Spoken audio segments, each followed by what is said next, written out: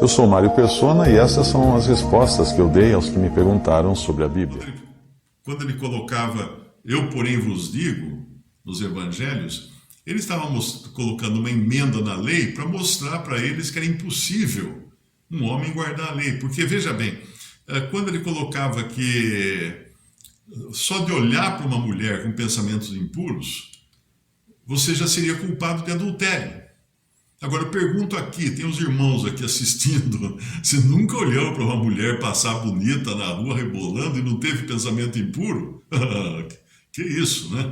Eu lembro de um irmão que já está com o Senhor, já partiu já há alguns anos, e ele veio umas 3 vezes para o Brasil, 3 ou 4 vezes para o Brasil. Ele viajava o mundo inteiro evangelizando, e uma das últimas vezes que ele veio, ele trouxe junto um jovem do Canadá, um irmão jovem. E aí nós estávamos andando na rua, e aí passou uma mulher bonita, né? E esse irmão olhou, deu aquela olhada assim, né? Aí o jovem falou assim: ô irmão, olhando para a mulher. Ele falou assim: meu filho, eu não estou morto ainda. Eu não tô morto ainda. Quer dizer, eu estou velho, mas eu não estou morto. É isso que ele falou: eu estou velho, mas não estou morto. Porque é a reação natural, normal de um homem, né? Passa uma mulher bonita, o homem tem uma reação natural de olhar para a mulher bonita, uma mulher atraente. Agora, o Senhor deixou claro isso, que lá nos evangelhos, que isso aí já iria configurar uma transgressão da lei. Iria configurar adultério no pensamento. A mesma coisa, a cobiçar o carro do próximo, a mesma coisa, cobiçar, matar o próximo, tudo isso já de passar na mente já seria configurado como uma transgressão da lei. Por isso, para mostrar que pela guarda da lei, ninguém seria justificado. Acho que é Paulo que fala isso num dos seus versículos lá em Romanos. Então, quando os fariseus fingidos querem pegar o Senhor nessa questão dele estar colhendo espigas, né, para comer, no versículo 2, e os fariseus vendo isso disseram-lhe: eis que os teus discípulos fazem o que não é lícito fazer no sábado. Ele, porém, lhes disse, agora veja bem, quem está aqui nessa cena é o rei de direito de Israel. O rei de Israel de direito, que veio para reinar, mas que Israel não iria receber o seu reino, não iria recebê-lo como seu rei, como seu Messias. E nas Escrituras tudo indicava que era ele. Inclusive todos os milagres que são mencionados no Antigo Testamento a respeito do Messias, ele praticou, exceto um que ele praticou, mas não é mencionado nas profecias, que é a ressurreição de mortos. Mas ele fez isso, vamos dizer assim, foi um bônus que ele fez, né? Porque no Antigo Testamento não tinha essa profecia acerca do Messias. Mas ele ressuscitou mortos. Então podemos dizer até que ele deu um bônus para aqueles judeus. Então os fariseus, eis que os teus discípulos fazem o que não é lícito fazer no sábado. Era lícito, sim, colher espigas. Agora, a questão de ser o sábado, aí o Senhor vai explicar para eles, vai falar o seguinte: ele, porém, lhes disse: não tendes lido o que fez Davi? Davi era aquele rei que representava aquele homem santo que estava ali na frente deles. Não tendes lido o que fez Davi quando teve fome, ele e os que com ele estavam? Como entrou na casa de Deus e comeu os pães da proposição, que não lhe era lícito comer, nem os que com ele estavam, mas só os sacerdotes?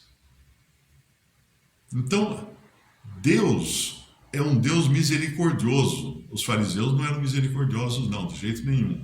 Eles não tinham qualquer tipo de misericórdia. Para eles, aqueles discípulos, aqueles homens ali, podiam morrer de fome, desde que seguissem à risca o mandamento da lei. Mas o Senhor vai dar uns exemplos aqui, né? Quando ele fala: ou não tendes lido na lei que aos sábados os sacerdotes no templo violam o sábado e ficam sem culpa?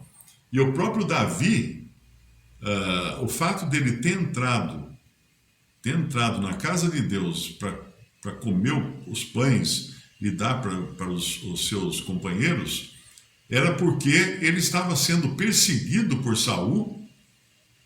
O verdadeiro Messias, o verdadeiro Davi, estava sendo perseguido por um Davi fake, que era Saul, o rei segundo o coração dos homens.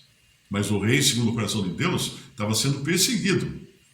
Então isso só aconteceu por causa da desobediência dos próprios judeus, que perseguiam aquele que seria o candidato ou de direito, né, a rei de Israel. Ou não tendes lido na lei, no versículo 5, ele fala que aos sábados os sacerdotes no templo violam o sábado e ficam sem culpa. Por quê? Porque no templo os sacerdotes trabalhavam no sábado. Eles tinham que fazer todas as cerimônias, eles tinham que fazer todo o trabalho que era devido a eles e também aos levitas, todos no sábado. E aí ele fala no versículo 6, isso aqui deve ter feito ferver o sangue daqueles fariseus, né? Pois eu vos digo que está aqui quem é maior que o templo. Está aqui quem é maior que o templo. Mas se vós soubesses o que significa misericórdia quero e não sacrifício, não condenaríeis os inocentes, porque o Filho do Homem até do sábado é Senhor. Lembre-se que o sábado aparece a primeira vez no Antigo Testamento, em Gênesis, quando o Senhor, Deus, descansa do seu trabalho todo da criação, né? No sábado ele descansou. Mas foi o único descanso que ele teve. O Senhor Jesus, ele fala numa outra passagem, ele fala em João capítulo 5, versículo 16... E por esta causa os judeus perseguiram a Jesus e procuravam matá-lo, porque fazia estas coisas no sábado. Fazia o quê? Curava pessoas no sábado, exercia misericórdia no sábado. E Jesus lhes respondeu: meu Pai trabalha até agora e eu trabalho também. Por isso, pois, os judeus ainda mais procuravam matá-lo, porque não só quebrantava o sábado, mas também dizia que Deus era seu próprio Pai, fazendo-se igual a Deus. Eles o acusavam por ele ser quem ele era, Deus e homem, o Filho de Deus encarnado. Mas aqui, quando ele fala, meu Pai trabalha até agora e eu trabalho também, significa que desde que o homem caiu no pecado, lá no Jardim do Éden ainda, isso interrompeu o descanso de Deus. Deus trabalha até hoje, até agora, o tempo todo trabalhando para salvar pecadores, para buscar resolver a questão do pecado. E o Senhor Jesus, claro, é chamado lá em Isaías 53, se não me engano, versículo 3, era desprezado e o mais rejeitado entre os homens, homem de dores e experimentado nos trabalhos. E como um de quem os homens escondiam o rosto era desprezado, não fizemos dele caso algum. Experimentado nos trabalhos. Esse era o Senhor Jesus. Para ele não tinha descanso. Ele não tinha onde repousar a cabeça. Tem um versículo que fala, quando ele fala para os que o seguem, né? As raposas têm covis, os pássaros têm ninhos, mas o Filho do Homem não tem onde recostar a cabeça. Ele estava trabalhando direto. E ele agora, depois de morto e ressuscitado, ele está fazendo o quê? Trabalhando, intercedendo por nós diante do Pai. Ele está trabalhando. Nós temos feriados aqui no mundo, né? Tivemos feriado agora de 1º de janeiro, Dia da Fraternidade Universal. Até engraçado, né? Ter um Dia da Fraternidade Universal e bomba voando para todo lado e crime acontecendo em todas as páginas dos jornais. É o Dia da Fraternidade Universal. Que fraternidade é essa? A fraternidade do homem. O mundo nunca vai parar de dar trabalho. Não tem aquelas mães que reclamam para o filho: meu filho, você só me dá trabalho. Assim é o homem diante de Deus, ele só dá trabalho para Deus. É só isso que ele faz. Então, voltando lá, nós vemos esses homens acusando o Senhor, porque eles não entenderam um princípio básico de Deus. Mateus 12, 7. Mas se vós soubesses o que significa, mas eles não sabiam o que significava, misericórdia quero, e não sacrifício, não condenaríeis os inocentes. Porque o Filho do Homem, até do sábado, é Senhor. É interessante que neste capítulo, o Senhor aproveita para demonstrar a sua superioridade. Porque ele vai dizer coisas aqui que escandalizariam qualquer judeu. Não é? Ele começa no versículo 8. O Filho do Homem, até do sábado, é Senhor. Mostrando então que ele, que é a representação perfeita da humanidade, e nós encontramos ele sendo chamado de Filho de Deus em vários lugares, e os judeus aqui mesmo, nesse capítulo, vão acusá-lo, nesse capítulo não, acho que foi no Evangelho de João, que eu citei antes, vão acusá-lo de querer ser igual a Deus, porque ele se declarava Filho de Deus. Então aqui ele é chamado de Filho do Homem, no versículo 8, porque o Filho do Homem, até do sábado, é Senhor.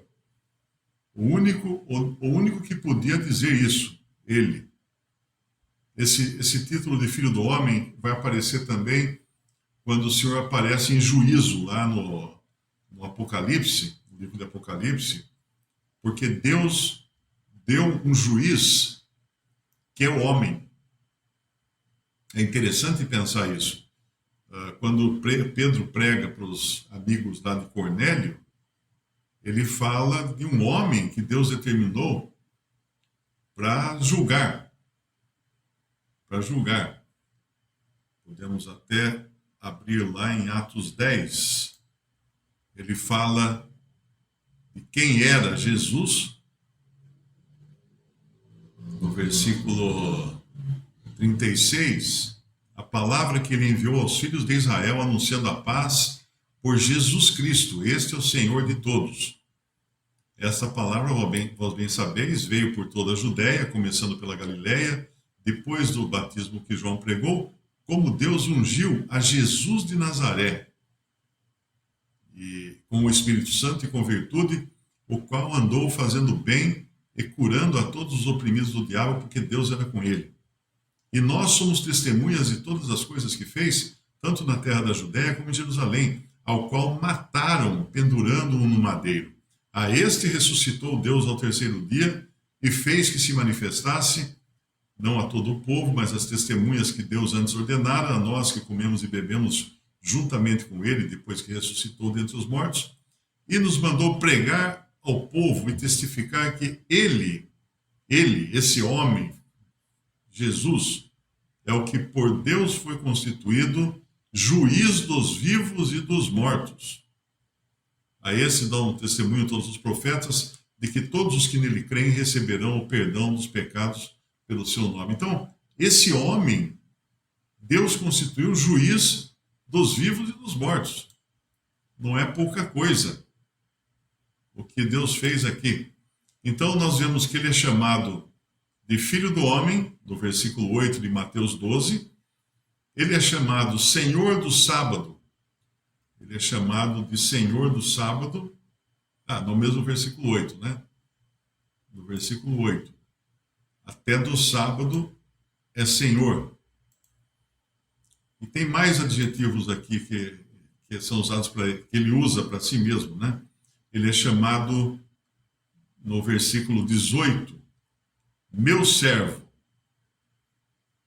E citando uma profecia de Isaías, onde o Senhor chama o Senhor Jesus de meu servo. Depois ele ainda é chamado de o meu amado, em quem a minha alma se compraz. Porém nele o meu espírito, tudo isso no versículo 18 de Mateus 12. O meu espírito. E ele vai adiante, e no versículo 23, a multidão se admira e diz: não é este o filho de Davi? Ou seja, se referindo a ele como o Messias, que realmente ele era o filho de Davi, não só o descendente de Davi, mas o herdeiro do reino por direito. Não é esse o filho de Davi, no versículo 23? E depois ele continua. Ele já tinha falado lá no começo, né, no versículo 6, pois eu vos digo que está aqui quem é maior que o templo. E depois, no versículo 41, eis está aqui quem é mais do que Jonas. Repare que é uma progressão aqui de títulos e adjetivos relacionados a ele, que vai crescendo, crescendo, crescendo, até atingir o versículo 42. Eis que está aqui quem é maior que Salomão. Uau! Pensa um judeu escutando isso. Maior que Salomão, o mais digno e respeitado rei de Israel, aquele que construiu o templo de Jerusalém. Quem pode ser maior que ele? Obviamente, esse que estava ali diante deles, que eles estavam repreendendo por ter desprezado o sábado, por ter desobedecido o mandamento do sábado. É interessante a gente lembrar que o sábado é o único mandamento que não é citado no Novo Testamento como algo que cristãos deveriam guardar. Pelo contrário, em Colossenses 2, Paulo escreve no versículo 16: portanto, ninguém vos julgue pelo comer, ou pelo beber, ou por causa dos dias de festa, ou da lua nova, ou dos sábados. Ou dos sábados. Então, se vier algum adventista aqui me escutando, e vier o pastor da sua igreja e falar assim: irmão, você não guardou o sábado, você não guardou o sábado. Mostra esse versículo para ele. Ninguém vos julgue por causa do sábado. E aí, como é que fica? Está muito claro aqui, Paulo deixou muito claro isso. Então, os mandamentos todos, eles são apresentados como coisas que são nove mandamentos, não o sábado, mas 9 mandamentos são coisas que um cristão também deve respeitar, não digo guardar como leis, né? Mas deve respeitar porque todos eles têm o seu lugar na vida do cristão, no andar do cristão. Então o cristão não vai adulterar, o cristão não vai desejar a mulher do próximo, o cristão não vai roubar, tudo isso está corretíssimo. Mas o sábado não tem nenhuma indicação de que seja uma lei, uma regra legal que o cristão deva seguir. Ele já deixou claro nesse capítulo 12 que nem mesmo Davi, nem os sacerdotes guardavam o sábado, no sábado, porque eles tinham que fazer os sacrifícios. Nem Davi guardou o sábado, porque ele precisava comer e dar comida para os seus companheiros, e que no versículo 11 ele vai falar da ovelha, de como o sábado, como a guarda do sábado não pode se sobrepor a um ato de misericórdia. No versículo 11, e ele lhes disse: qual dentre vós será o homem que, tendo uma ovelha, se num sábado ela cair numa cova, não lançará a mão dela e a levantará? Pois quanto mais vale um homem do que uma ovelha, é por consequência lícito fazer o bem nos sábados. Às vezes eu fico imaginando o que um adventista, o que um sabatista faz quando alguém da sua família tem um desmaio. Ele faz, leva para o hospital? no sábado? E se ele for médico, ele vai trabalhar no sábado? Reparou como fica uma coisa totalmente inconsistente, né? Fica inconsistente, porque nós sabemos da necessidade de médicos, enfermeiras, motoristas, ambulâncias, todos, eles têm que trabalhar no sábado. Agora é importante lembrar também que o domingo não é o novo sábado do cristão. Por favor, não confunda isso.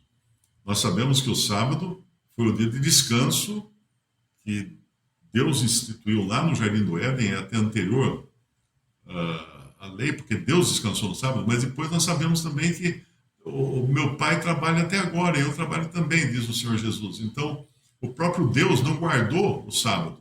Ele continuou trabalhando depois da criação, depois da entrada do pecado na criação. Mas nós temos o primeiro dia da semana para o cristão. Não é um sábado, não é um dia de guarda, porque o próprio versículo que eu li em Colossenses 2 fala que ninguém vos julgue pelo comer ou pelo beber, ou por causa dos dias de festa, ou da lua nova ou do sábado. Então não é um dia de ser guardado, como era no judaísmo o sábado. Mas nós vemos que o Senhor ressuscitou dos mortos no primeiro dia da semana, no domingo. Então é um dia a ser considerado como um dia especial, porque ele ressuscitou dos mortos.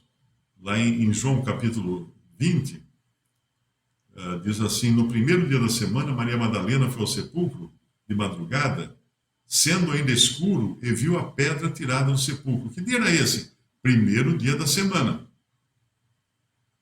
Aí você vai um pouco adiante no capítulo 20 mesmo de João, e chega no versículo 19.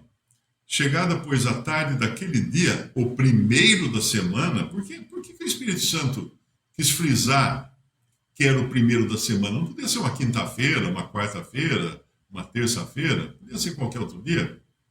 O primeiro da semana. E cerradas as portas, onde os discípulos, com medo dos judeus, se tinham juntado, chegou Jesus e pôs-se no meio deles e disse-lhes: paz seja convosco. E depois, no versículo 26, do mesmo capítulo 20 de João, olha o que nós encontramos. E 8 dias depois estavam outra vez os seus discípulos dentro, e com eles Tomé.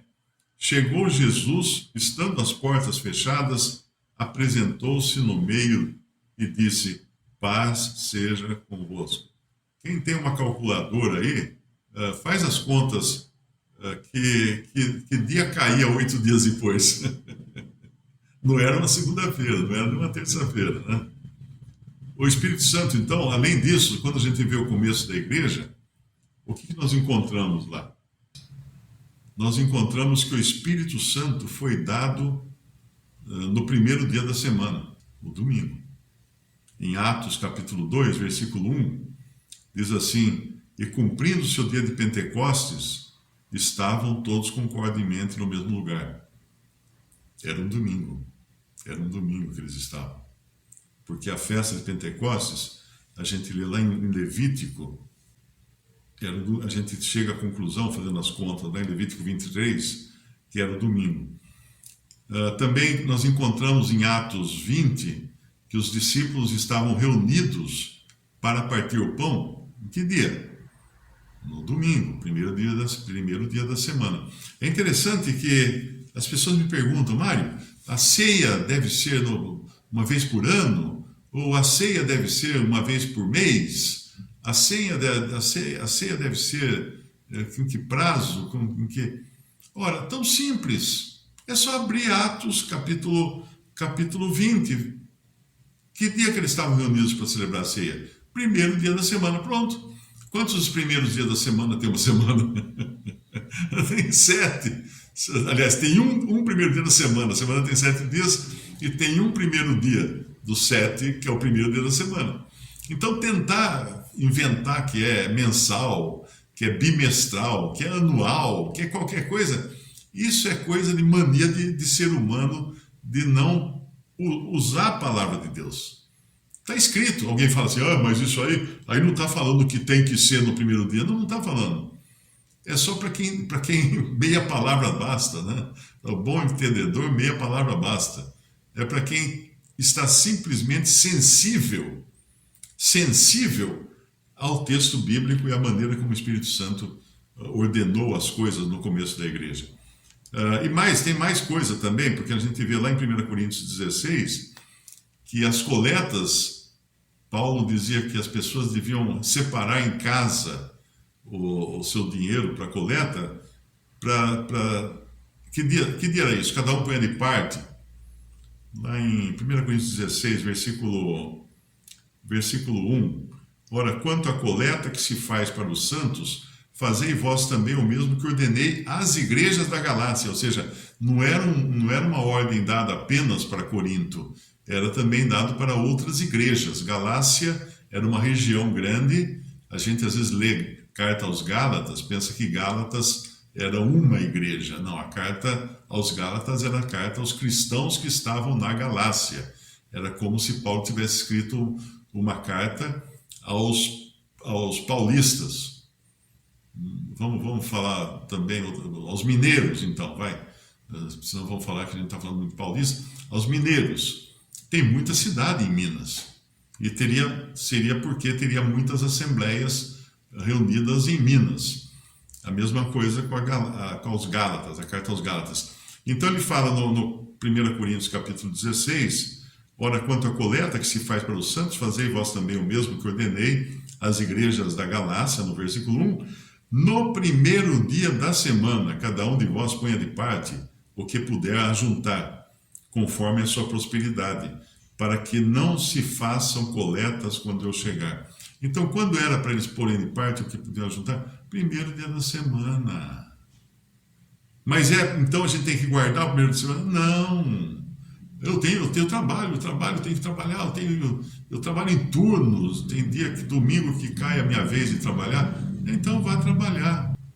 Não é correta a ideia de que o sábado foi trocado pelo domingo, por favor. Não é correta a ideia. Eu me lembro até que tem umas coisas que... A religião, até às vezes a gente até ri hoje, né? Libertos que fomos das amarras da religião. Eu me lembro que ainda no meu tempo de juventude, antes, eu sou do tempo em que padre rezava a missa de costas para o povo. Eu não lembro se eu peguei a fase do latim. Eu acho que era muito pequeno para ter... Acho que era antes do Concílio Vaticano II, alguma coisa assim. Mas antes teve um tempo em que a missa era celebrada em latim. Ou seja, era para o povo não entender mesmo o que o padre estava falando, né? Se bem que naquele tempo os cursos normais na escola tinham na grade o latim como língua alternativa. Depois tiraram isso. Mas teve depois uma época, essa eu me lembro ainda, que a missa era celebrada aos domingos, a não ser quando fosse missa de sétimo dia, missa do galo, qualquer coisa assim, né? Mas era ao domingo, aos domingos. Mas daí deram uma ordem que quem não podia ir no sábado, no domingo na missa, podia ir na missa do sábado, porque a missa do sábado valia para o domingo. Então aí deram uma esticadinha nas regras para fazer a missa valer. Por que a missa valer? Porque chamavam de sacrifício da missa. Eu me lembro de um que ele realmente acreditava. E ele dizia assim, não, chama-se sacrifício da missa porque é um sacrifício. Você tem que assistir a missa. Então as pessoas iam à missa porque a missa era uma forma de receber bênçãos, de receber benefícios de Deus frequentando a missa. Quem nunca faltasse à missa tinha mais milhas, né, depois para poder viajar para o céu. Mas tudo isso é religião do homem, religião do homem, porque enquanto se numa época falava que tinha que assistir a missa no domingo, aí o homem dá uma canetada lá e fala, não, também pode ser que o sábado vai valer para domingo. Pronto. Religião do homem é assim, cada hora uma canetada muda, não tem nada a ver com a Bíblia, não tem nada a ver com o que dizem as Escrituras. quando o Senhor falava assim, o que dizem as Escrituras? Ele mandava buscar nas Escrituras. E é isso que nós deveríamos fazer. Tem um irmão que já está com o Senhor, veio algumas vezes para o Brasil, e ele era interessante, quando você perguntava qualquer coisa para ele não ia já na lata, assim, respondendo, isso aí significa tal coisa. Não. Ele falava assim, ele pegava a Bíblia, abria e falava assim, vamos ver o que dizem as Escrituras. Essa deveria ser a nossa atitude sempre que surge uma dúvida, uma pergunta a respeito da Bíblia. Visite respondi.com.br. Também 3minutos.net. Baixe os e-books ou adquira os livros.